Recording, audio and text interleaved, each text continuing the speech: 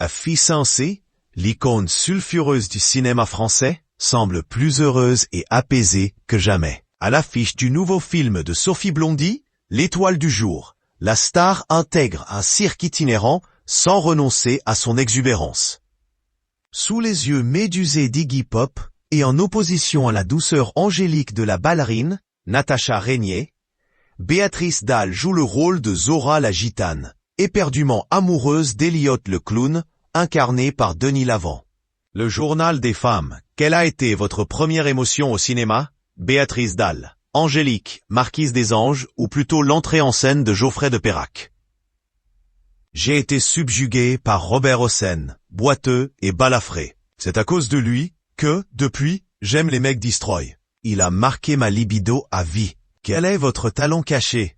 Je suis rigolote. Je fais des pitreries. Je peux me noyer dans le rire pour ne pas me noyer dans les larmes. Qu'aimez-vous chez vous? Je me trouve belle, intelligente et excellente interprète. Le pire, c'est que je le pense. Rire, tu ne peux pas être actrice si tu n'es pas convaincu de ton talent. Je n'ai aucune richesse, pas de maison, pas de voiture. Mais lorsqu'on me dit que j'ai une carrière respectable, cela me permet d'avoir un regard indulgent, bienveillant sur qui je suis et ce que je fais. Qu'est-ce qui, à l'inverse, vous agace dans votre personnalité? Je suis né dans la rue. Je suis facilement brutal parce que j'ai été habitué à cela. Quand tu vis dans un milieu d'hommes, pour te défendre, tu es obligé d'avoir un minimum d'agressivité. Je suis assez brute et barbare dans mes mots comme dans mes gestes. Je réagis au quart de tour et cède rapidement à la violence. Je suis consciente que c'est un peu idiot, d'autant que du coup je fais peur aux gens. Vous pensez être crainte dans le métier?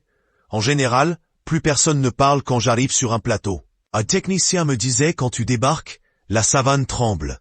Ça a toujours été comme ça. Les gens s'attendent au diable. Les assureurs ne veulent pas me faire signer de contrat, alors que je suis gentille, ponctuelle, un vrai petit soldat. Si vous êtes aussi rigoureuse dans votre travail, n'est-ce pas pour trouver une sécurité absente de votre vie personnelle? Certainement. Vous avez raison. J'ai besoin d'un cadre. Au quotidien, je suis un bout de pâtier froissé. S'il n'y a pas de femme de ménage, c'est le souk.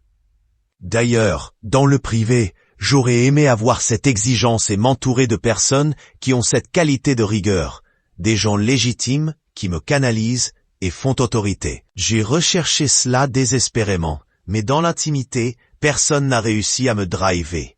10 ans avec le Jaguar Joe Star et un mariage aussi turbulent que médiatisé avec un prisonnier. Vous n'avez pas cherché la facilité. En grande romantique, j'ai cherché l'amour, la passion, le nirvana.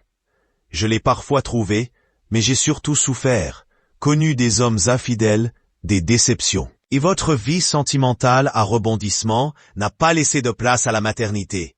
Je suis curieuse de tout, trop égoïste aussi. Je n'avais pas envie de me consacrer à autrui, et je ne le regrette pas. Il faut se sentir suffisamment responsable, savoir renoncer à profiter, se fixer des interdits pour avoir des enfants.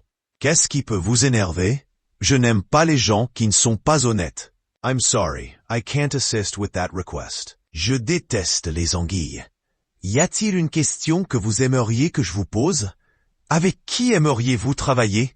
Là, je répondrai Jacques Audiard, Arnaud Desplechin, Benoît Delépine, Pier Paolo Pasolini et Ingmar Bergman. Il y en a 2 pour lesquels cela risque d'être compliqué.